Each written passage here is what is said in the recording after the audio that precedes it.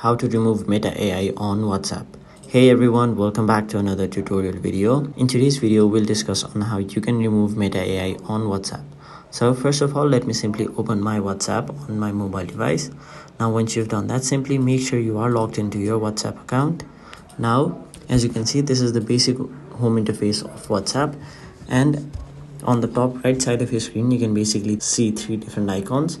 The first one is the Meta AI icon, the second one is a camera icon, and the third one is an ad icon.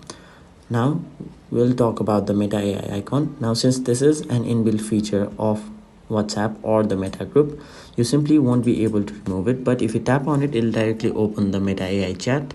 Now, even though you can't remove the button which is on the top right side of your screen, you can simply remove the chat of Meta AI if that is bothering you. What you can do is basically swipe to the right, and then you can see two different options. You can either archive the chat, or if you tap on the option more and then tap on the option delete chat, you'll have successfully deleted your chat with Meta AI.